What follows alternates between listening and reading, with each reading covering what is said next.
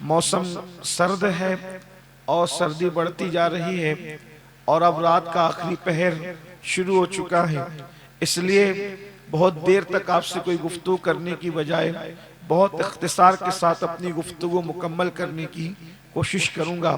اللہ پاک کی بارگاہ میں دعا ہے میرا اللہ مجھے حق کہنے، آپ سب کو حق سن کر اس پر عمل کرنے اور اسے عام کرنے کی توفیق عطا فرمائے۔ شخصیات کو جانچنے کے لیے، شخصیات کو پرکھنے کے لیے، شخصیات کی عظمت اور بزرگی کا اندازہ لگانے کے لیے ان کے افکار، ان کے نظریات، ان کا انداز زندگی، ان کا انداز بندگی، ان کی فکر، ان کا کردار، ان کا اخلاق، ان کی سخاوت، ان کا نسب، ان کا حسب، ان کی اعلیٰ ظرفی، ان ساری چیزوں کا اندازہ لگایا جاتا ہے۔ دنیا کے اندر بے شمار انقلابی لوگ آئے ہیں، کسی نے روٹی کپڑے مکان کے حوالے سے انقلاب برپا کیا، لیکن ان کا انقلاب اتنے ہی دنوں تک محدود رہا جب تک وہ موجود رہے، لیکن جب وہ دنیا سے چلے گئے تو پھر ان کی انقلابی نعرے بھی گئے، ان کی فکر بھی گئی، ان کے افکار و نظریات بھی گئے۔ دنیا کے اندر انقلابی آتے رہے جاتے رہے اور قیامت تک آتے رہیں گے جاتے رہیں گے، لیکن کائنات کے اندر ایسا ایک انقلابی بھی ہمیں نظر آتا ہے، اللہ اکبر، جس کی کوئی مثال نظر نہیں آتی۔ اللہ اللہ کیسا وہ انقلابی ہے اور اس کا انقلاب کیسا ہے، اللہ اکبر۔ جب وہ انقلابی تشریف نہ لایا تھا تو لوگ ماؤں کی گود میں شراب پیتے تھے، جب وہ انقلابی زمین پر نہ آیا تھا لوگ کمزوروں پہ ظلم کرتے تھے، جب وہ انقلابی دنیا میں نہ آیا تھا اللہ اکبر لوگ بیٹیوں کو زندہ دفن کر دیتے تھے، جب وہ انقلابی دنیا میں نہ آیا تھا لوگ جانوروں کے ساتھ زنا کرتے تھے، جب وہ انقلابی دنیا میں نہ آیا تھا لوگ عورتوں کو جوئے میں ہار دیتے تھے، جب وہ انقلابی دنیا میں نہ آیا تھا اللہ اکبر لوگ ننگے ہو کر کعبے کا طواف کرتے تھے۔ اور مشیت کو اللہ اکبر انسانیت پر رحم آیا اور اللہ نے ایک ایسا انقلابی دنیا میں جلوگر فرمایا کہ جب وہ انقلابی آیا اللہ اکبر آمنہ کی گود میں عبداللہ کا لخت جگر بن کر ربیع الاول کی 12 تاریخ کو، جس کو دنیا محمد الرسول اللہ کے نام سے جانتی ہے، اللہ اکبر وہ تشریف لائے اور 23 سال کی قلیل مدت میں ننگے ہو کے کعبے کا طواف کرنے والی قوم کو اتنی حیا عطا فرمائی کہ اللہ اکبر ان کی حیا کو دیکھ کر کے کنواری لڑکیوں نے حیا کا تصور حاصل کیا۔ نمک اور کافور میں فرق نہ کرنے والی قوم کو خدا کی پہچان عطا کی، اللہ اکبر خدا کی معرفت عطا کی۔ شراب پینے والوں کو محبت الہی کا شربت کا جام عطا فرما دیا، اللہ اکبر دنیا پکارنے پہ مجبور ہو گئی، جو نہ تھے خود راہ پر اوروں کے ہادی بن گئے۔ کیا نظر تھی جس نے مردوں کو مسیحا کر دیا، اندازہ فرمائے مردوں کو زندہ کرنا یہ حضرت عیسیٰ کا معجزہ ہے، مردوں کو مسیحا بنا دینا یہ محمد الرسول اللہ کا معجزہ۔ نعرہ تکبیر، نعرہ رسالت، عظمت مصطفیٰ۔ اس لیے کہ مردہ زندہ ہو کر پھر کسی مردے کو زندہ نہیں کر سکتا، لیکن جب کوئی مردے کو مسیحا بنا دے تو پھر وہ بھی لوگوں کو زندہ کرنے لگتا ہے۔ یہ مصطفیٰ جان رحمت کا معجزہ ہے۔ کیا نظر تھی جس نے مردوں کو مسیحا کر دیا۔ اسی لیے اقبال کہتے ہیں نگاہ عشق و مستی میں وہی اول وہی آخر۔ میں تیر تمہیدی گفتگو آپ کو یاد رکھنی ہوگی، نگاہ عشق و مستی میں وہی اول وہی آخر، وہی قرآن وہی فرقان وہی یاسین وہی طہا۔ اللہ اکبر یہ اللہ کے رسول کا انقلاب تھا۔ کیا ہوا؟ ناپ تول میں کمی ختم ہو گئی۔ اللہ اکبر اونٹنی پر آقا اپنے غلام کو سوار کروا رہا ہے، یہ انقلاب ہے حضور کا۔ اللہ اکبر جب بچیوں کو زندہ دفن کرنے والے دوسروں کی یتیم بچیوں کی پرورش کرنے لگے ہیں، یہ انقلاب ہے اللہ کے رسول کا، یہ انقلاب ہے مصطفیٰ جان رحمت کا۔ شراب گندلیوں میں نالیوں میں بہا دی گئی ہے، اب اب کوئی شراب کو ہاتھ نہیں لگا رہا ہے، یہ انقلاب ہے مصطفیٰ جان رحمت کا۔ مگر یاد رکھیں، کہتے ہیں نا کہ بہار جب آتی ہے تو اللہ اکبر خزاں لانے کی کوشش کی جاتی ہے، چمن جب سجتا ہے تو اجاڑنے کی کوشش کی جاتی ہے، خوشیوں کو نظر بد لگانے کی کوشش کی جاتی ہے۔ اللہ اکبر، یہ حسین انقلاب تھا جو تاریخ کے انمٹ نقوش میں قیامت تک باقی رہے گا اور رہے گا انشاءاللہ۔ اس لیے کہ ابھی آپ نے جو ہے وہ عزیز سے حضرت سیدی کافی مراد آبادی کا شعر، ان کا کلام سنا، کوئی گل باقی رہے گا نہ چمن رہ جائے گا، پر رسول اللہ کا دین حسن رہ جائے گا۔ کوئی رہے نہ رہے، مصطفیٰ جان رحمت کا دین باقی رہے گا۔ اور کیا رہے گا؟ اللہ اکبر کہتے ہیں سب فنا، وہ کہتے ہیں بڑے مزے میں فرماتے ہیں، نام شاہان جہاں مٹ جائیں گے لیکن یہاں، نام شاہان جہاں مٹ جائیں گے لیکن یہاں حشر تک نام و نشان پنجتن رہ جائے گا، حشر تک نام و نشان پنجتن رہ جائے گا۔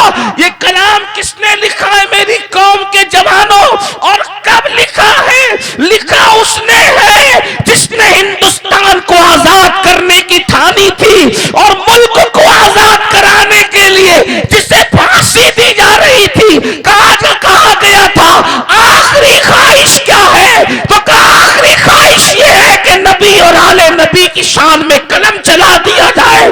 تو پتا چلا کہ جنہوں نے ہندوستان کو آزاد کرایا ہے ان کے لہو میں عشق نبی اور عشق آل نبی موجود تھا۔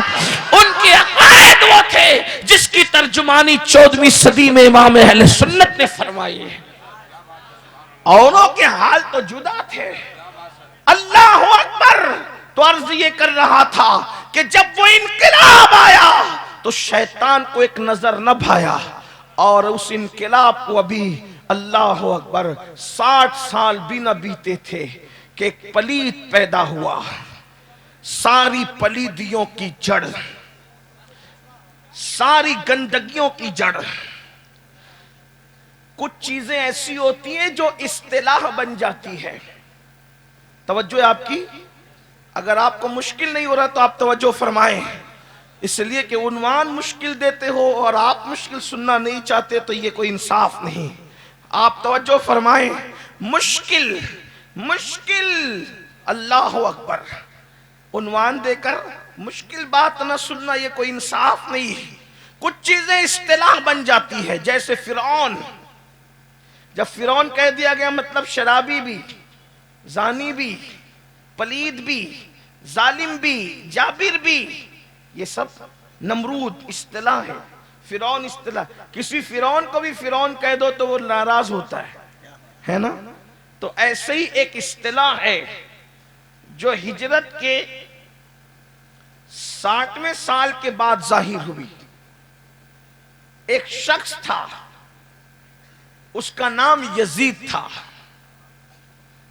آوارگی، گندگی، پاپی پن، شراب، یعنی کہ جتنی چیزیں زمانے جاہلیت کی تھی ان سب کو پرموٹ کرنے کا منصوبہ، اور حکومت کے تخت پر خود ساختگی کے ساتھ بیٹھا۔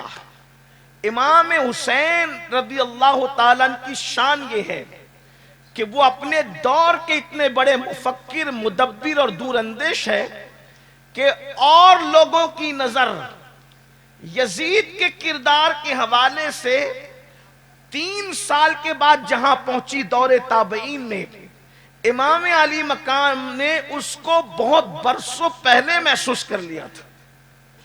آپ غور فرمائیں، اور امام حسین کے متعلق یہ جو بات کہی جاتی ہے کہ وہ حکومت کے لیے جا رہے تھے۔ ہم نے کہا نادان، جب غریب نواز کو حکومت نہیں چاہیے تو غریب نواز تو گدائے حسین ہے، غریب نواز تو شہزادہ حسین ہے۔ ارے اس سے بڑھ کر ماحول کی سازگاری کیا ہو سکتی تھی؟ اللہ اکبر، کہ غوری کو بلا کے کہتے کہ اس کو قتل کرو اور تم بادشاہ بنو۔ بنو تو غریب نواز خود قتل نہیں کر سکتے تھے؟ بلایا کیوں؟ تو بتا رہے ہیں ہم بادشاہ بننے کے لالچی نہیں ہیں، ہم تو کنگ میکر ہیں، ہم تو بادشاہ بنانے والے ہیں، ہمیں بادشاہت سے کیا لینا دینا۔ آپ اندازہ کریں، غور فرمائیں، جسے خواجہ عثمان ہارونی کی نظر تیار کرے اس کی نظر میں دنیا اتنے ہیچ ہے، تو جس کو رسول اللہ نے تیار کیا ہو اور وہ بھی کس شان سے تیار کیا ہو، اللہ اکبر، صرف نگاہ ڈال دے تو لوگ بدل جاتے ہیں، لیکن میرے نبی نے جو امام حسین کو تیار کیا تھا، پہلے ہی دن جس دن امام کی ولادت ہوئی ہے اسی دن امام حسین کو اپنی گود میں لیا ہے، اور گود میں لے کر اللہ اکبر، ارے گھٹی دینے کا یہ انداز کہیں اور بھی دیکھا ہے؟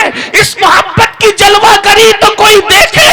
اللہ اکبر، گھٹی دینے والا جب گھٹی دیتا ہے، گھٹی کا مطلب بچے کو جو پہلی غذا دی جاتی ہے، کوئی کھجور چبا کے دیتا ہے، کوئی شہد لگا کر دیتا ہے، اللہ اکبر، لیکن دیتے کس طرح ہے؟ انگلی میں شہد لیا، لے کر کے منہ میں ڈال دیا، اللہ اکبر، کھجور چبایا، چبا کر منہ میں ڈال دیا، لیکن زمین کے اوپر یہ گھٹی کیسی دی جا رہی ہے اور کس شان سے دی جا رہی ہے؟ اللہ اکبر، اللہ کے رسول نے مخدومہ کائنات، سیدہ کائنات کے شہزادے کو، امام حسین کو اپنی گود میں لیا اور اپنی زبان کو امام حسین کی منہ میں داخل کر دیا۔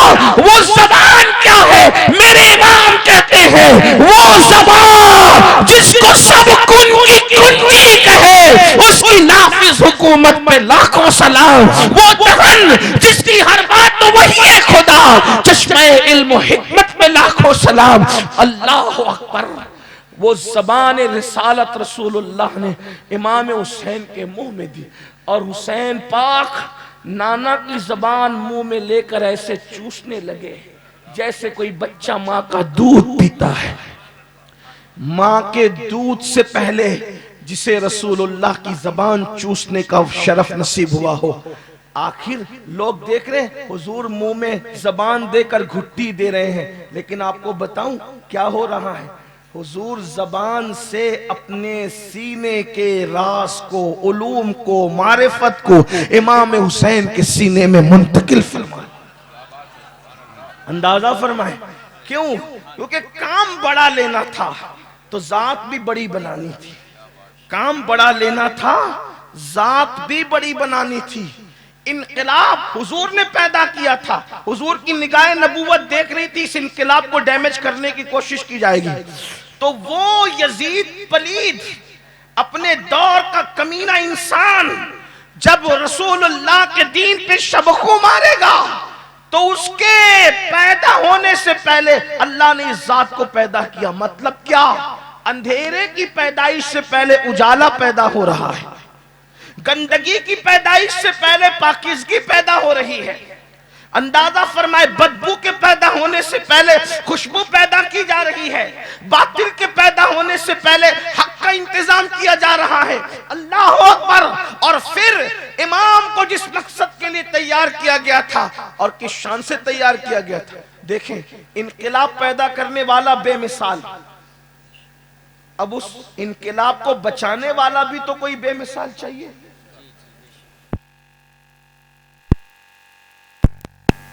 اسے پیدا کہاں کریں گے؟ توجہ فرمائیں، اسے پیدا کہاں کریں گے؟ بھئی کسی اور کے گھر میں پیدا ہو تو بے مثال تو نہیں ہو سکتا، اس لیے کہ بے مثال ہونے کے لیے پھر بے مثال ماں چاہیے، بے مثال باپ چاہیے، بے مثال خاندان چاہیے، بے مثال خون چاہیے، بے مثال دودھ چاہیے، یہی تو ہے نا۔ لیکن بھئی جب اگر کسی اور خاندان میں یہ شہزادہ پیدا ہوتا تو بے مثال کہاں ہوتا؟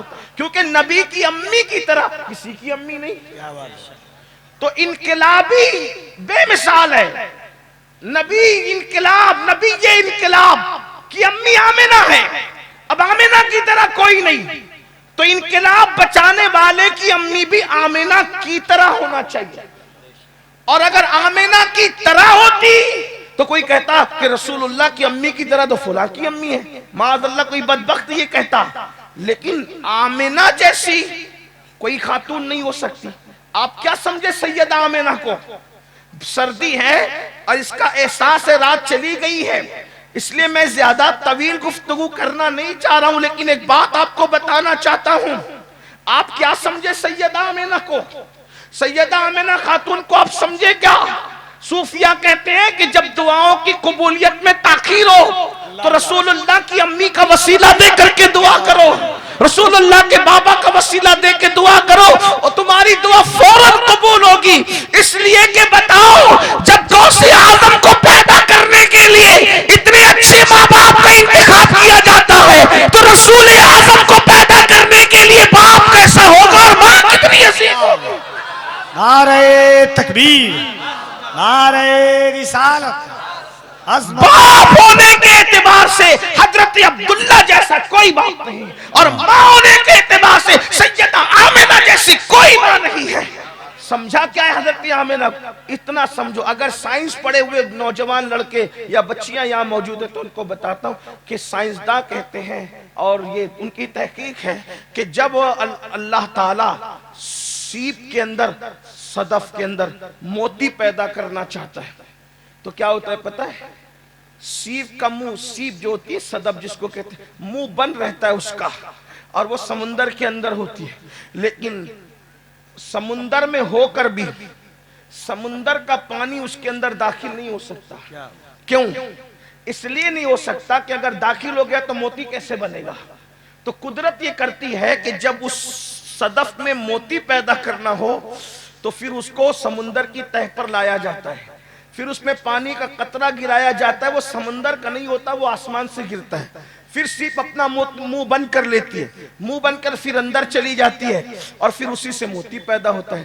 آپ غور کریں، کروڑوں اربوں خربوں من ٹن پانی اس صدف میں جا نہیں سکتا کیونکہ اس کے اندر موتی پیدا کرنا ہو۔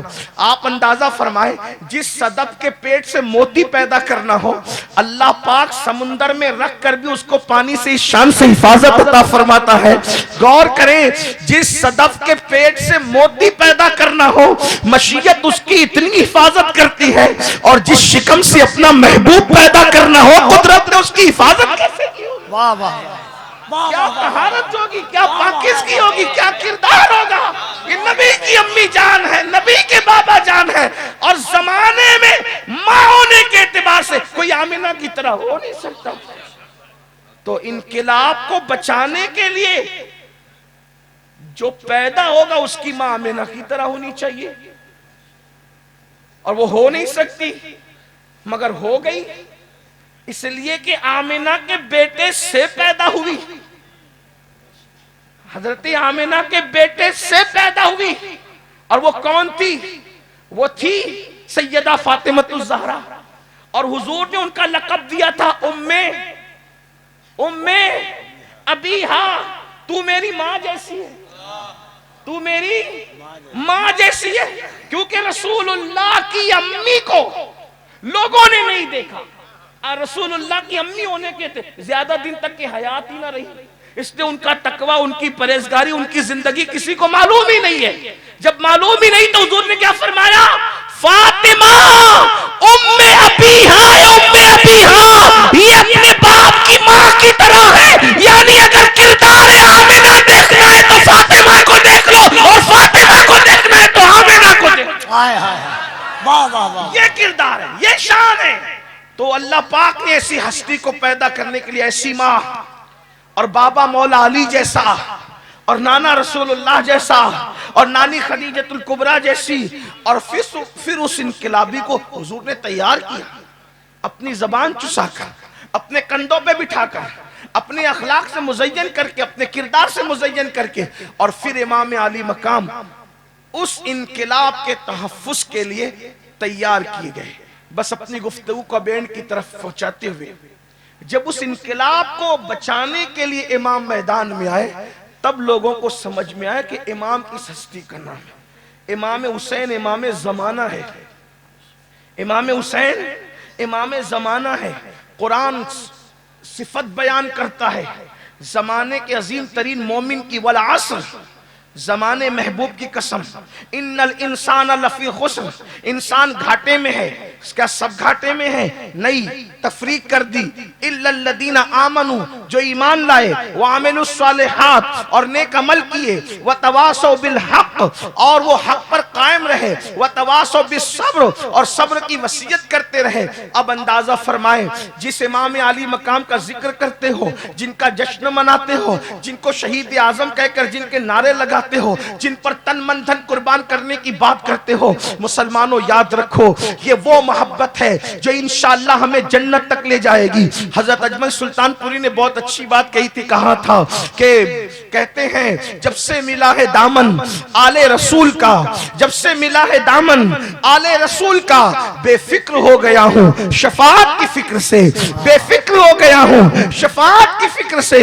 یاد رکھنا جو آل رسول کی محبت دلوں میں ہے، اہل البیت کی محبت دلوں میں ہے، یہ تمہیں جنت تک لے جائے گی انشاءاللہ۔ لیکن اللہ اکبر، اللہ کے رسول نے تو یہاں تک فرمایا، احب اللہ من احب حسینا، جو میرے حسین سے محبت کرے گا وہ اللہ کا محبوب بن جائے گا، اللہ اس سے محبت کرے گا۔ اندازہ فرمائے ایک مقام پر یہاں تک فرمایا کہ جو میرے حسین سے محبت کرے گا میں اس کی بھی شفاعت کروں گا، اس کے ماں باپ کی بھی شفاعت کروں گا۔ بڑی نعمت ہے، بڑی دولت ہے، لیکن اے حسینیوں، اے علی والو، اے پنجتنیوں، اے صحابہ اور خلفائے راشدین کو ماننے والو، وہ رسول اللہ کا انقلاب جب اس کو آگ لگانے کی اس پلید نے منظم طور پر کوشش کی تو اس وقت امام علی مقام چین سے نہیں بیٹھے، بے چین ہو گئے، بے قرار ہو گئے، مضطرب ہو گئے۔ مطلب کیا؟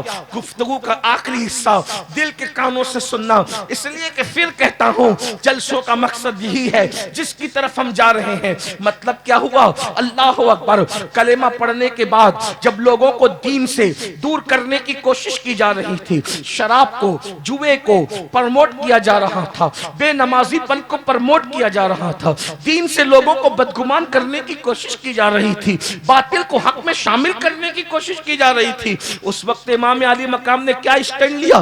آپ نے کیا فیصلہ کیا؟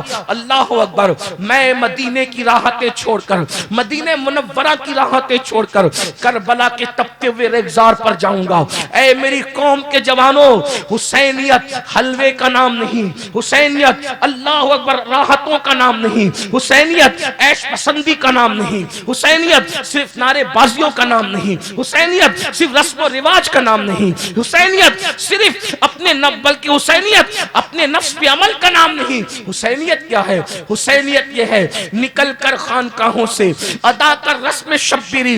حسینیت یہ ہے اگر دین پر وقت آیا ہو تو اپنا خون لٹا کر کے اللہ کا دین بچایا جائے۔ حسینیت نام اس کا ہے، ایک طرف شریعت بچانا ہو اور ایک طرف بیٹا بچانا ہو تو ہم شبیہ پیمبر جیسا بیٹا داؤ پہ لگا کر خدا کی شریعت بچا لی جائے، یہ حسینیت ہے۔ یاد رکھنا، بڑی معذرت کے ساتھ جملے تلخ لگے تو معاف کر دینا۔ اللہ اکبر، حسینیت کو ناڑے کڑے اور شربت میں تولنے والوں، ابھی شربت اتنے قیمتی نہیں ہوئے ہیں کہ خون حسین کا بدلہ بن سکے، خون حسین کو اس کے بدلے میں تول سکو۔ واللہ پوری کائنات کو ایک پلے میں رکھ دو سب کا خون، اور خون حسین کا قطرہ ایک پلے میں رکھ دو۔ اس لیے کسی کا خون حسین کے برابر نہیں ہو سکتا، کیونکہ خون حسین میں خون مصطفیٰ موجود ہے۔ امام علی مقام اس انقلاب کو جو رسول اللہ نے پیدا کیا تھا اس کو بچانے والے عظیم دانشور کا نام ہے۔ اب ہم قافلہ حسینی کے رکن بنے ہیں یا قافلہ یزید کے رکن بنے؟ یزید سے بہت نفرت ہے نا ہمیں، میری قوم کے جوانوں بتاؤ، اور ہونا بھی چاہیے، جس کے دل میں ذرہ برابر بھی عشق مصطفیٰ ہے وہ یزید سے کوئی ہمدردی رکھ ہی نہیں سکتا۔ یزید پلید ہے، کمینہ ہے، ساری گندگیوں کی جڑ ہے یزید۔ جب یزید کا نام آتا ہے تو ہمارے جذبات پھر قابو میں نہیں رہتے، مگر ہم پابند ہیں فکر رضا کی، ہم پابند ہیں اپنے علماء کے، ہم پابند ہیں اپنے فقہاء کے جو ہے وہ نظریات کے، احساسات کے، اس لیے کہ ہم نہ نفرت میں شریعت کو پھلانگ سکتے ہیں، نہ محبت میں شریعت کو پھلانگ سکتے ہیں۔ ہم ہر وقت حدود اللہ کے پابند، اللہ کی حدوں کے پابند ہیں۔ لیکن آپ سے پوچھنا چاہتا ہوں، یزید سے نفرت ہے؟ بالکل ہونی چاہیے۔ امام حسین سے محبت ہے؟ اس محبت کی دعوت تو رسول اللہ نے دی ہے۔ لیکن پوچھتا ہوں، دو سالار ہیں بظاہر، ایک حق کا سالار، ایک باطل کا، دونوں قافلے دنیا میں چل رہے ہیں، آپ رکن کس کے ہیں؟ ہم رکن کس کے ہیں؟ تو سب کہیں گے امام حسین کے، امام حسین کے۔ ہم نے کہا اس کے لیے کچھ دلیلیں ہوتی ہیں، اس کے لیے کچھ افکار ہوتے ہیں، اس کے لیے کچھ نظریات ہوتے ہیں۔ بتاؤ امام حسین کے قافلے میں بے نمازی کو کیسے انٹری دی جائے گی؟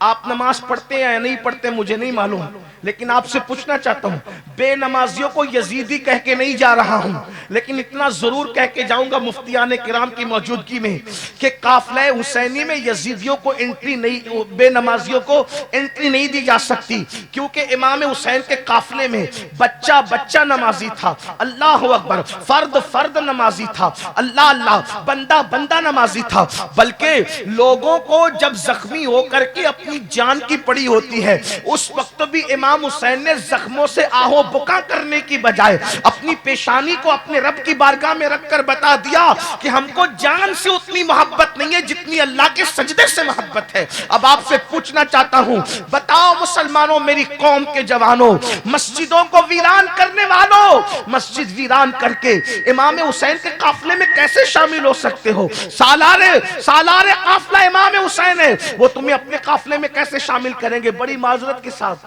یہ جملہ بھی تلخ لگے تو معاف کر دیں، معافی اس لیے طلب کر رہا ہوں کہ لوگوں کے دل کو تکلیف ہو جاتی ہے کبھی کبھی۔ یاد رکھنا، آپ کا اور میرا پیر بھی ہمیں قافلہ حسینی میں اس وقت تک شامل نہیں کر سکتے۔ جملہ یاد رکھنا، آپ کس سے مرید ہیں مجھے نہیں معلوم، لیکن اتنا ضرور کریں، آپ کا میرا پیر بھی ہمیں قافلہ حسینی میں اس وقت تک شامل نہیں کر سکتے جب تک امام حسین نہ چاہے، کیونکہ آپ کا پیر بھی پابند ہے امام حسین کے، میرا پیر بھی پابند ہے امام حسین کا۔ اگر امام حسین نہ چاہے تو آپ کا پیر، میرا استاد، آپ کا استاد، کوئی بھی ہمیں قافلہ حسینی میں شامل، قافلہ حسینی میں شامل صرف امام حسین کی اجازت سے آپ ہو سکتے ہیں۔ اب آپ سے پوچھنا چاہتا ہوں، بتاؤ امام علی مقام کو تو نفرت بے نمازی سے تھی، پھر بتائیے جو لوگ جمعہ بھی نہیں پڑھتے اور پھر وہ سوچتے کہ ہم حسینیت پہ ہیں اور ہم حسینی رہیں گے، یاد رکھیے گا، اگر کوئی بندہ آپ کے گاؤں میں آ کر کہے کہ میں ہندوستان کا پرائم منسٹر ہوں تو آپ کہیں گے پاگل ہو گیا، ہنسیں گے آپ، کیوں؟ اس لیے کہ ایسے کوئی پرائم منسٹر بنتا ہے، اس کی کوئی دلیل ہوتی ہے، کوئی سند ہوتی ہے، اس کے کچھ تقاضے ہوتے ہیں۔ میرے عزیز، جب پرائم منسٹر بننے کے لیے کچھ دلیلیں اور کچھ شرائط چاہیے تو پھر مومن کامل بننے کے لیے بھی تو کچھ تقاضے ہیں، کچھ شرائط ہیں۔ یہ کیا ہو رہا ہے؟ نمازیں ترک ہو رہی ہے، بلکہ افسوس کی بات یہ ہے جس دن جلسہ کرتے ہو اس دن جلسے میں بھی نہ مغرب پڑھ کے آتے ہو، نہ عشاء پڑھ کے آتے ہو، اور نہ جا کر کے فجر پڑھتے ہو۔ بتاؤ، اور یاد رکھو، آپ اور ہم ہاتھ چومنے چموانے سے خوش ہو سکتے ہیں، امام حسین کو اس سے خوشی نہیں ہو سکتی۔ سیدنا فاروق اعظم فرماتے ہیں جب مسلمان گناہ کرتا ہے تو قبر انور میں وہ رسول اللہ کو دکھی کرتا ہے، حضور کو رنجیدہ کرتا ہے، حضور کے دل کو تکلیف پہنچاتا ہے۔ اب مجھے بتاؤ، نمازیں ترک کر کے امام حسین کے نانا کا دل دکھاؤ گے اور حسین پاک تمہیں دامن میں چھپائیں گے؟ یاد رکھنا، بہت بڑی بھول کر رہے ہو میری قوم کے جوانوں۔ آپ اور ہم مسجدوں کو ویران کرنے کے لیے نہیں ہیں، جوانی کی عبادت اللہ کو بہت پسند ہے۔ اللہ کے رسول صلی اللہ علیہ وسلم نے ارشاد فرمایا، جو جوان عبادت کرتے عبادت، اللہ نے ان جوانوں کو بوڑھوں پر ایسی فضیلت عطا کی ہے، آقا فرماتے جیسے نبیوں کو لوگوں پر، رسولوں کو لوگوں پر فضیلت حاصل ہے، ایسے عبادت کرنے والے جوانوں کو بوڑھوں پہ فضیلت حاصل۔ جوانی کی عبادت اتنی قیمتی ہے، افسوس کیا ہو گیا، حسینی بننے کے لیے آپ ہاتھوں میں کڑے پہننا چاہتے ہیں۔ کڑوں کا کیا حکم ہے یہ مفتیان کرام بتائیں گے، لیکن میں تو ایک عام سا آدمی، آپ سے بھی میرا علمی تقابل کچھ نہیں، میں آپ سے بھی گرا پڑا آدمی ہوں، سنیت میں سب سے نچلے اور آخری درجے کا انسان ہوں، اس امید پر گھوم رہا ہوں کہ خاتمہ بالخیر کی سعادت نصیب ہو جائے، بس اور کچھ نہیں۔ لیکن آپ سے پوچھنا چاہتا ہوں، بتاؤ حسینیت اتنی سستی نہیں ہے، آسان نہیں ہے۔ مرنے کے بعد پچھتاؤ گے، تمہیں جو لوگ ورگلا رہے ہیں، دھوکہ دے رہے ہیں، افسوس ہے۔ سنی ہو کر کے ماتم کرو گے؟ زندوں کا بھی کوئی ماتم ہوتا ہے؟ کی کوشش کی کہ لوگ جانتے ہیں جس قوم کا جوان بگڑ جائے اس قوم کو پھر کبھی عروج نصیب نہیں ہو سکتا، وہ قوم کبھی ترقی نہیں پا سکتی۔ اگر تمہیں قوم کا درد ہے، امت کا درد ہے، کبھی سوچو نا میرے بھائیوں، ذرا غور تو کرو۔ تم تاش کے پتے کھیلو گے، تم جوا کھیلو گے، تو بتاؤ اس امت کو ترقی کے راستے پہ کون لے کر کے جائے گا؟ نوجوان صرف اپنے باپ کا بیٹا نہیں ہے، پوری ملت کا سرمایہ ہے، پوری قوم کا سرمایہ ہے۔ اپنی زندگی کے مقصد کو پہچانو، امام حسین کو آئیڈیل بناؤ، امام علی مقام کو آئیڈیل بناؤ۔ یزید کے قافلے میں مت جاؤ، یزید کے قافلے پہ لعنت کر کے وہاں سے نکلو اور قافلہ حسینی کے رکن بنو۔ یاد رکھنا، آپ کو کوئی کچھ بھی بولے، اگر آپ کردار کے اعتبار سے حسینی ہے، امام حسین کی نظر کرم آپ پر ہے، میرے بھائیوں بتاؤ، جوانی چلی جائے گی، دیکھتے دیکھتے چلی جائے گی، جلدی جلدی چلی جائے گی۔ ہاں 16 سال سے جوانی شروع ہوتی ہے، 40-50 سال پہ جوانی ختم ہوتی ہے۔ اس کے بعد پھر گھٹنے دکھیں گے، پھر کمر دکھے گی، آنکھوں کی روشنی جائے گی۔ آج کہا جاتا ہے نماز پڑھو، تو کیا سوچتے ہو مولانا جب بوڑھے ہو جائیں گے تب پڑھیں گے؟ میرے عزیز، آج جب بوڑھے ہو جاؤ گے تو شاید درد پڑھنے نہ دے، شاید کرب پڑھنے نہ دے، شاید گھٹنوں کی تکلیف پڑھنے نہ دے۔ اللہ اکبر، بڑی معذرت کے ساتھ میرے بھائی نکل جاؤ، اس کھول سے نکلو، اپنی جوانی کا صحیح استعمال کرو۔ یہ جو جوا کھیل رہے ہو، آپ بتائیں کیا حسینی جوا کھیل سکتا ہے؟ اللہ کے رسول علیہ الصلوۃ والتسلیم کے غلاموں، حجت الاسلام امام غزالی رحمت اللہ علیہ نے لکھا، میں نے کئی جگہ بیان کیا، آپ بھی سن لیں، کہ جس نے جوا کھیلا، جوا، قیامت کے دن اس کے ہاتھ سور کے خون میں رنگے ہوئے ہوں گے، خنزیر کے، سور کے خون میں رنگے ہوں گے۔ تمہیں سور کے نام سے نفرت آتی ہے، آنا بھی چاہیے۔ سور بد جانور ہے، گندا جانور ہے، غلاظت میں پھرتا ہے۔ سور کے نام سے نفرت کرنے والوں، آج جوا کھیل رہے ہو، موبائل پر کیا کیا کر رہے ہو، سور کے خون میں ہاتھ رنگے ہوں گے۔ امام حسین سے مصافحہ کر سکو گے قیامت میں؟ اپنے نبی سے مصافحہ کر سکو گے قیامت میں؟ بتاؤ، پچھتاؤ گے، صرف پچھتاؤ گے۔ یہ جو آپ میٹھی نیند سو رہے ہو نا کہ ہم جنت میں جائیں گے اور ہم جنت میں جائیں گے، اللہ کرے تم سب جاؤ، تمہارے صدقے ہم بھی جائیں، لیکن جو قیامت کے دن جس کے ہاتھ جوئے کی وجہ سے سور کے خون میں رنگے ہو، جنت میں کیسے جاؤ گے؟ کوئی دیکھے نہ دیکھے، اللہ ارشاد فرماتا ہے ان اللہ کان علیکم رقیبا، اللہ تم پر کڑی نگرانی کر رہا ہے۔ ہم حسینی ہو کے نشہ کیسے کر سکتے ہیں؟ نشے کو پرموٹ کیا جائے۔ دیکھو دنیا اچھی طرح جانتی ہے کہ مسلم جوانوں کے پاس سب سے زیادہ ٹیلنٹ ہے۔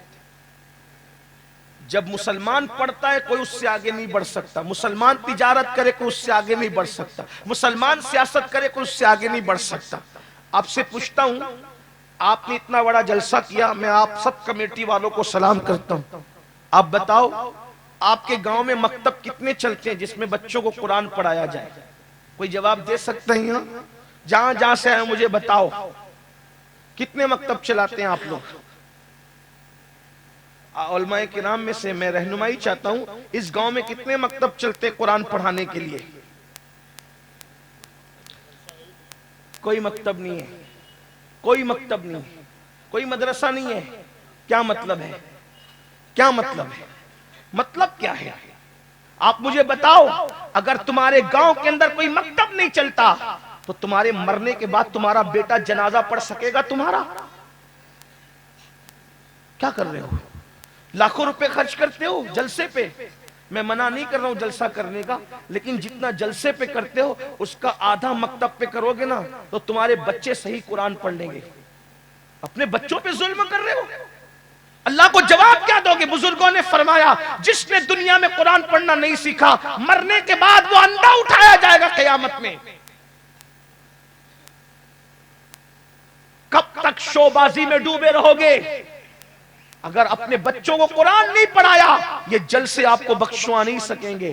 شاید کوئی مقرر یہ بات نہ کہہ سکے، اس لیے کہ جنہوں نے پیشہ بنایا ہے تقریر کو وہ یہ کہنے کی ہمت کرے نہ کرے، ورنہ ہم تو لعنت کرتے اس فکر پر کہ رسول اللہ کے نام کو بیچا جائے.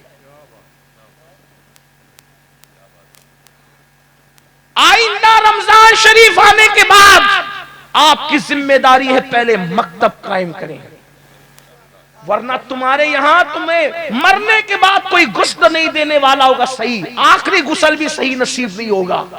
پہلا غسل تو پتہ نہیں دائی نے کیسا دیا خدا جانے، کم سے کم اللہ کے حضور تو اچھا غسل کر کے جانے کے قابل بنو.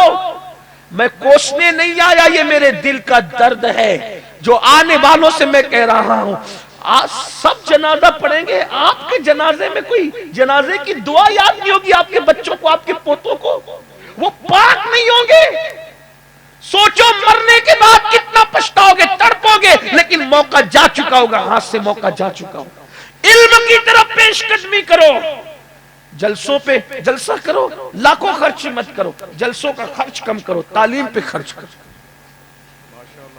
مدرسہ بناؤ اور نئی دارالعلوم بنا، مکتب بناؤ بھئی اچھا قرآن. اور ایک بات بتاتا ہوں، مکتب بنا کر کسی ناظرہ خاں کو مت رکھ دینا جو خود ہی قرآن صحیح نہیں پڑھنا جانتا، خالہ اماں کو مت رکھ دینا، کسی جو ہے وہ گاؤں میں جو کوئی کام کے قابل نہیں اس کو مت رکھ دینا.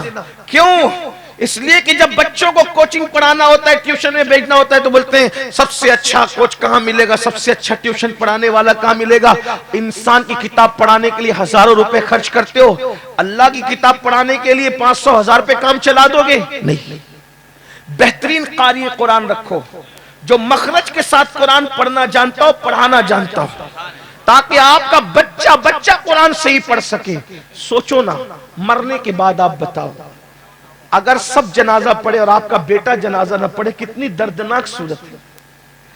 آپ حسینی کہتے ہیں، میں باپ سے پوچھتا ہوں امام حسین کے گھر میں ان پڑھ کون ہے بتا، میرا چیلنج ہے. ان پڑھ تو کسی کا باپ بھی نہیں بتا سکتا. یہ بات میں شکر کے ساتھ فخر سے کہہ رہا ہوں، امام حسین کا گھرانہ وہ ہے جتنے ان کے گھر کے بیٹیاں اور بیٹے ہیں صرف پڑھے لکھے نہیں تھے، اپنے زمانے کے سب سے بڑے پڑھے لکھے. واہ واہ واہ. اب میں آپ کے سامنے وہ ورق کھولنا چاہتا ہوں، اور یاد رکھنا سید ہونے کے اعتبار سے عصبیت میں نہیں کہہ رہا ہوں، واللہ ہم عصبیت پہ لعنت کرتے ہیں، لیکن آپ کو بتاؤں امام حسین کے گھر میں جو پڑے ہوئے تھے اس دور میں ان جیسا پڑھا لکھا کوئی نہیں تھا. آئیے دیکھ لیجئے، اللہ اکبر، یہ امام زین العابدین ہے. امام زین العابدین، ان سے بڑا دور تابعین میں آپ کو پڑھا لکھا ملے تو بتائیے. اس کے بعد امام باقر، ان کا نام باقر نہیں ہے، ان کو باقر کہا جاتا ہے. باقر کا معنی کبھی سوچا؟ ان کا نام محمد ہے، ان کو باقر کیوں کہتے ہیں؟ باقر کہنے کی وجہ یہ ہے، باقر کہتے ہیں پوسٹ مارٹم کرنے والے کو، پی ایم کرنے والے، چیر پھاڑ کرنے والے. بھئی یہ چیر پھاڑ کرنا کیا فضیلت ہوئی؟ باقر باقر کہہ رہے ہو، چیر پھاڑ کرنے والا، چیر پھاڑ کرنے والا. کبھی سوچا یہ چیر پھاڑ کرنے والا کیوں کہتے ہیں؟ جب امام محمد باقر کے سامنے کوئی مسئلہ پیش کیا جاتا تو اتنی باریکیوں سے اس کو سمجھا دیتے کہ لوگ کہتے ہیں انہوں نے تو مسئلے کا پوسٹ مارٹم کر دیا، اس کا جو ہے وہ چیر پھاڑ کر کے رکھ دیا، یعنی دائیں بائیں سغرا کبرا حد اوسط سب کے سب سمجھا کر کے رکھ دیا. اللہ اکبر، یہ باقر ہے باقر. اس کے بعد امام جعفر الصادق کو دیکھو، اللہ اللہ، کروڑوں حنفیوں کا امام، داتا علی حجویری کا امام، غریب نواز کا امام، محبوب الہی کا امام، جس کے پاس علم کی خیرات حاصل کرنے جاتا ہے امام اعظم ابو حنیفہ، وہ سیدنا امام جعفر الصادق کی ذات. سبحان اللہ. نعرہ تکبیر، نعرہ مرد تو مرد ہے، مرد تو مرد ہے.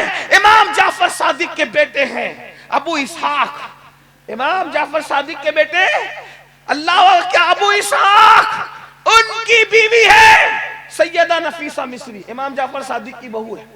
اور یہ نفیسہ مصری کون ہے پتہ ہے؟ یہ حسینی خاندان کی بہو ہے اور امام حسن کے گھر کی بیٹی ہے، جسے دنیا نفیسہ مصری کہتے، نفیسۃ العلم. اپنے شوہر کے ساتھ مدینہ منورہ سے ہجرت کر کے مصر آئی. جب مصر آئی تو امام شافعی جیسے لوگ پردے کے پیچھے بیٹھ کر ان سے مسائل حاصل کرتے تھے اور علم حاصل کرتے تھے. مجتہد مطلق کو پڑھانے والی نبی کے گھر کی بیٹی ہے, نبی کے گھر کی بہو ہے. ہم کیا جانتے ہیں, انہوں نے علم پہ اتنی محنت کی. پھر اس کے بعد امام علی رضا کو دیکھیں, وہ امام اہل سنت نے فتاوی رضویہ شریف میں لکھا ہے لوگ بھاگتے پھرتے تھے حدیث سننے کے لیے امام علی رضا سے. اور وہ جو سند آتی ہے کہ اللہ نے جبریل سے کہا, جبریل علیہ السلام نے حضور سے کہا, حضور نے مولا علی سے کہا, مولا علی نے امام حسین سے کہا, امام حسین نے امام زین العابدین سے کہا, امام زین العابدین نے امام باقر سے کہا, امام باقر نے امام جعفر سے, امام جعفر نے امام موسیٰ کاظم سے, موسیٰ کاظم نے علی رضا سے. فرماتے ہیں اتنی سند پڑھ کر, اعلیٰ حضرت لکھ رہے ہیں, اتنی سند پڑھ کر کسی پاگل کے کان میں دم کر دو تو اللہ اس کو شفا عطا فرما دے. اس کو امام احمد ابن حنبل نے بھی لکھا ہے. کیا نبی امام علی رضا اتنے بڑے عالم, امام تقی, امام نقی, امام حسن عسکری, یہ سب عالم. اور آخری میں جو سید پیدا ہوگا جسے امام مہدی کہتے ہیں, وہ بھی اتنے بڑے عالم ہوں گے کہ بڑے بڑے لوگ ان کی اقتداء میں نماز پڑھیں گے, حتیٰ کہ سیدنا عیسیٰ علیہ السلام بھی ان کی امامت پر مہر تصدیق ثبت کرنے کے لیے ان کے پیچھے کھڑے ہوں گے. آپ کیا سمجھتے ہیں؟ آپ کے پاس کیا علم ہے, ہمارے پاس کیا علم ہے؟ یاد رکھنا یہ جلسے وہ آواز ہے, یہ جلسے توجہ کرنا, برا مت مانا, یہ جلسہ ایک خواب ہے. خواب جیسے خواب دیکھتے ہیں اس کے بعد ختم ہو جاتا. بالکل جلسے بے معنی بھی نہیں ہے. میں نہیں کہہ رہا ہوں کہ بالکل بے معنی ہے, کوئی فائدہ نہیں, کچھ نہیں. اگر کوئی فائدہ نہیں ہوتا تو میں گھر چھوڑ کے یہاں آتا کیوں؟ فائدہ ہے. یہی گفتگو سن کے تو انقلاب آئے گا نا, انشاءاللہ آئے گا, تبدیلی آئے گی, آ رہی ہے. علامہ صاحب کی گفتگو سن کے تبدیلی آ رہی, بڑے بڑے بزرگوں کی. یہ تو جلسوں نے جو انقلاب ہندوستان کو آزاد کرایا, جلسوں نے آزاد کرایا, جلوس نہیں ہے. یہ بالکل بے اثر نہیں ہے. جو لوگ بالکل گلو کرتے ہیں کہ کوئی فائدہ نہیں, کوئی فائدہ نہیں, ان سے کہتے ہیں کہ آپ گھر بیٹھے, کوئی فائدہ نہیں. ہندوستان آزاد ہوا ہے جلسے جلوسوں سے, انقلاب آیا جلسے جلوسوں سے, اور بھی پوری تاریخ ہے جلسے جلوسوں کی. لیکن آپ کو یہ کہتا ہوں مؤثر بنانے کی کوشش کریں. بالکل اس کو گالیاں نہ دے, لیکن اس کو مؤثر بنائے. امام مفتی احمد یار خان نعیمی نے بہت اچھی بات کہی تھی کفیل بھائی, کہا کہ اگر مسجد میں کتا گھس جائے تو مسجد توڑنے کی ضرورت نہیں ہے, کتے کو نکالنے کی ضرورت ہے. تو ایسے ہی اگر جلسوں کے اندر جو ہے وہ کوئی گندگی گھس گئی ہے تو جلسے بند کرنے کی ضرورت نہیں ہے, جلسوں سے گندگی نکالنے کی, یہ بات ہے نا. ہاں تو بالکل بھی جلسوں کو کوسنے کی کوشش نہ کریں. لیکن آپ سے یہ کہتا ہوں جلسہ ایک خواب کی طرح. خواب کا کیا مطلب ہوا؟ خواب کا مطلب یہ کہ آپ نے خواب اچھا دیکھا تو آپ خوش ہوتے ہیں, خواب برا دیکھیں آپ تو آپ غمگین ہوتے ہیں. لیکن اچھا خواب ہو یا برا خواب ہو, خواب ہوتا بہرحال خواب ہے نا. جب آپ نے آنکھ بند کی خواب دیکھا, آنکھ کھلی, خواب ختم. لیکن اب اگر خواب سچا ہے تو اس کی تعبیر بھی اچھی ہوتی ہے. تو ایسے ہی جلسہ اگر اچھا کرو گے نا تو اس کا نتیجہ بھی اچھا نکلے گا. لیکن یہ بہت دیر تک اس کا اثر نہیں رہتا. اگر اس کے پیچھے عمل کا جذبہ کار فرما نہ ہو تو یہ الفاظ ہوا میں تحلیل ہو کر کے ختم ہو جائیں گے, بہت دیر تک اس کے اثرات نہیں رہیں گے. تو میں اپنے جوانوں سے کہنا چاہتا ہوں, اگر قافلہ حسینی میں شمولیت چاہتے ہو, توبہ کرو گناہ سے, نمازی بنو, نشے سے توبہ کرو. اس لیے کہ نشے کرنے والوں کے لیے اللہ کے رسول علیہ الصلوۃ والتسلیم نے یہاں تک ارشاد فرمایا کہ وہ قیامت کے دن سور اور بندر کی شکل میں اٹھیں گے. سور اور بندر. توبہ کرو, بدلو, زندگی میں انقلاب پیدا کر. عورتوں پر بد نظری نہ کرو, زنا کی طرف نہ جاؤ. اللہ اکبر. حدیث پاک میں آتا ہے کہ جس نے دنیا میں ایک بار بھی زنا کیا اور سچی توبہ کیے بغیر مر گیا, اللہ پاک نے حضرت موسیٰ سے کہا, اے موسیٰ, جو زنا کر کے مرے گا میں اس کو آگ کا, جہنم کی آگ کا بنا ہوا لباس پہناؤں گا, اور وہ لباس جہنم کی آگ کا اتنا وزنی ہوگا, اتنا وزنی ہوگا, اگر وہ کسی پہاڑ پہ رکھا جائے تو پہاڑ بھی ریزہ ریزہ ہو جائے. تھوڑا غور کیجئے, سوچئے. زانی کو اللہ جہنم کا وہ لباس پہنائے گا کہ پہاڑ بھی اس کے وزن کی وجہ سے ریزہ ریزہ ہو جائے گا. جہاں پہاڑ ریزہ ریزہ ہو جائے, ہمارا یہ نازک سا وجود جو سردی برداشت نہیں کر سکتا, یہ نازک سا وجود جو گرمی برداشت نہیں کر سکتا, اپنے آپ پہ رحم کر لو. بہت دن تک کے رنگریلیاں منانے کا موقع نہیں ملے گا. ایک دن روح کا رشتہ جسم سے ٹوٹ جائے گا. ہر مجرم کو میرا اللہ اس کے کیے کی سزا عطا کرتا ہے. اس کا ارشاد ہے ان بطش ربک لشدید، تیرے رب کی پکڑ بڑی سخت ہے. دیکھو یزید نے کتنا ننگا ناچ کیا، یزید نے کتنا ننگا ناچ کیا. اللہ اکبر. کعبے پہ پتھر برسوا دیے، مسجد نبوی میں گھوڑے بندوا دیے، مسجد نبوی میں 3 دن تک نماز بند کروا دی.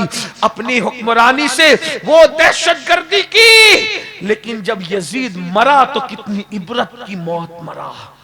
مرنے کے بعد اس کا لاشا ڈھونڈا جاتا تھا. روایتیں مختلف ہیں لیکن میں عقد الفرید سے پڑھ رہا ہوں یہ روایت.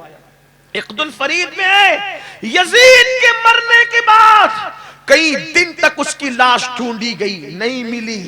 جب ملی شکاریوں کو اور لکڑہاروں کو تو اس کی لاش میں کیڑے چل رہے تھے. کیڑے.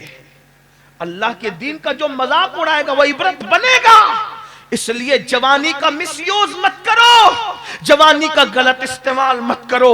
اللہ نے جوانی دی ہے عورتوں پہ پاپ کی نظر ڈالنے کے لیے نہیں دی ہے، اور نظروں کی حفاظت کے لیے دی ہے. جوانی دی ہے رات کے 3 بجے تک جگ کر کے موبائل پر گیم کھیلنے کے لیے نہیں دی ہے، بلکہ عبادت کرنے کے لیے دی ہے. درود شریف پڑھو، درود شریف کی عادت بناؤ، بدلو، زندگی میں انقلاب پیدا کرو، زندگی میں تبدیلی پیدا کرو. ارے حر یزید کے قافلے میں تھا، لیکن جب حر واپس آئے اور امام سے معافی طلب کی تو آج حر کتنی عزت کے ساتھ سو رہے. میرے امام نے حضور کو میرے امام نے حر کو کتنی عزت عطا کی، کتنا وقار عطا کیا کہ اب جب بھی کربلا کا ذکر ہوتا ہے تو شہیدوں میں ذکر حسین بعد میں ہوتا ہے، حر کا ذکر پہلے ہوتا ہے. امام نے کتنی عزت عطا کی. آؤ ہم بھی امام سے معافی طلب کریں اور یزیدیت کے خیمے سے نکلے. یہ جو کردار، آپ یزید کو نہیں مانتے مجھے پتا ہے، آپ یزید کو پسند نہیں کرتے مجھے پتا ہے، لیکن کردار کے اعتبار سے جو یزیدی کردار اختیار کر رکھا ہے، یہ جوا، یہ شراب، یہ سٹا، یہ عورتوں پہ بد نظری، زنا، گانے سننا، میوزک سننا، ان سب سے توبہ کر لو. اور بس اینڈ پر آخری بات، توبہ کرو، مایوس مت ہونا. اللہ کا فرمان ہے کتنا بھی پاپی توبہ کرے، کتنا بھی پاپی، اللہ اس کو بخش دیتا ہے، اس کو معاف کر دیتا ہے. میرے بھائیوں کیسے کیسوں نے توبہ کی، اللہ پاک نے اس کو معاف کیا. بس توبہ سچی ہو. حدیث پاک میں آتا ہے کہ ایک شخص پوری زندگی گناہوں میں گزار دی، پوری زندگی، اور اس کے بعد جب اس کی موت کا وقت آیا تو اپنے بچوں سے کہنے لگا میرے بچوں، میرے بیٹو، تم نے میری ہر بات مانی، ایک کام کرنا، جب مجھے موت آئے تو میرا حکم ماننا کہ میرے گلے میں رسی ڈالنا اور میرے منہ کو ادھر ادھر پھرانا اور زمین پہ رگڑنا اور بعد میں مجھے جلا دینا اور جلا کر میری راکھ کو پانی میں بہا دینا، ہوا میں اڑا دینا، تاکہ میں اللہ کی بارگاہ میں جواب اور حساب دینے سے بچ جاؤں. اس نے اپنے حساب سے سوچا. حالانکہ ایسا نہیں ہے، کوئی پانی میں بہ جائے راکھ اللہ پھر بھی اس کو زندہ کرے گا. کسی کو شیر کھا لے اللہ اس کو پھر بھی زندہ کرے گا. کسی کو کیڑے کھا لے اللہ ان کے پیٹ سے نکال کے اللہ اس کو زندہ کرے گا. اللہ کے لیے کیا مشکل ہے؟ جس نے پہلی مرتبہ پیدا کرنا جس کے لیے کوئی مشکل نہیں تھا، دوسری بار پیدا کرنا اس کو کیا مشکل ہے؟ جو کن کہہ کر آسمان بناتا ہے، کن کہہ کر زمین بناتا ہے، کن کہہ کر سورج چاند سب بناتا ہے، اس کو کیا مشکل ہے؟ اس نے تو اپنے انداز میں ساری راکھ اڑوا دی، بہا دی، سب کچھ بکھیر دیا. اللہ نے ہوا کو حکم دیا جمع کر اس کی راکھ جمع کی گئی. اللہ نے اس کو پیدا کیا اور پوچھا بندے بتا تو نے ایسا کیوں کیا، ایسا کرنے کی وجہ کیا تھی؟ اس بندے نے کہا مولا صرف تیرے خوف سے کیا کہ میں تیری بارگاہ میں جواب دینے کی ہمت نہیں رکھتا تھا، حوصلہ نہیں رکھتا تھا مولا، بس اس لیے میں نے ایسا کیا، تجھ سے ڈر کے کیا. اللہ کو یہ ادا اتنی پسند آئی، میرے اللہ نے فرمایا تو مجھ سے ڈرا جا، میں نے تجھے بخش دیا. اس کی بخشش ہو گئی. میرے بھائیوں توبہ کرو، توبہ کے دروازے کھلے ہوئے، جلسے اس لیے نہیں بھیڑ جمع کریں، شور شرابہ کریں، گھر چلے جائیں، جلسے اس لیے بدلیں، زندگی بدلیں۔ میرے بھائیوں ہمیں نہیں پتا آپ کو موت کب آئے گی، ہمیں کب آئے گی نہیں پتا۔ اللہ آپ کو بہت لمبی عمر دے، ہماری دعائیں، اللہ آپ کی نسلوں کو لمبی عمر دے، ہماری نسلوں کو ہماری دعائیں۔ لیکن آپ سے کہتا ہوں کل کی بات کرتے ہو، پل کی خبر نہیں، پتہ نہیں بیٹھے بیٹھے انتقال ہو گیا، بولتے بولتے انتقال ہو گیا، چلتے چلتے انتقال ہو گیا، پچھتاؤ گے۔ حدیث پاک میں آتا ہے میرے بھائیوں، حدیث پاک میں آتا ہے، اللہ کے رسول علیہ السلام فرماتے ہیں جب بندہ مر جاتا ہے، انتقال کرتا ہے، لوگ روتے ہیں تو رونے والوں کو وہ بندہ کہتا ہے مجھ پہ مت رو، اپنے اعمال پہ رو، کیونکہ دنیا نے مجھے دھوکہ دیا۔ میں تم کو نصیحت کرتا ہوں کہ دنیا تم کو دھوکہ نہ دے، میں غافل رہا، تم غافل مت رہو، میں نے اپنے آپ کو برباد کیا، تم اپنے آپ کو برباد مت کرو۔ اس لیے زندگی کا مقصد بناؤ، اپنی زندگی کو با مقصد بناؤ۔ اللہ پاک کی بارگاہ میں دعا ہے اللہ پاک سب سے پہلے مجھے آپ سب کو عمل کی توفیق عطا فرمائے، اور امام علی مقام اہل البیت کی سچی محبت، اصحاب کی تعظیم اور احترام کے ساتھ عطا فرمائے۔ اللہ تعالی ہم سب کا حامی و ناصر ہو۔ استغفر اللہ ربی ان ربی لغفور الرحیم وما علینا الا البلاغ۔ آپ جائیں گے نہیں اس لیے کہ شاید مجھے پتا چلا ہے کہ کچھ نعت خواں حضرات باقی ہے، وہ بھی مہمان ہیں تو وہ ان کو پڑھ لینے دیں۔ دیکھیے مہمان سب ہوتے ہیں، کسی کا دل نہیں ٹوٹنا چاہیے، اور یہ جو نعت خواں لوگ ہوتے ہیں نا یہ معمولی لوگ نہیں ہوتے۔ اگر کوئی نعت خلوص سے پڑھے تو حضور خلوص سے نعت پڑھنے والوں کو اپنا دیدار کراتے ہیں، اور حضور جب نعت پڑھی جاتی تھی تو خود اللہ کے رسول جب وہ صحابہ کے ساتھ فرش پہ بیٹھتے تھے اور حسان بن ثابت کو منبر پہ کھڑا کرتے تھے۔ اس لیے نعت خانوں کا احترام کیا کریں۔ السلام علیکم رحمت اللہ وبرکاتہ۔ آئیے ایک کلام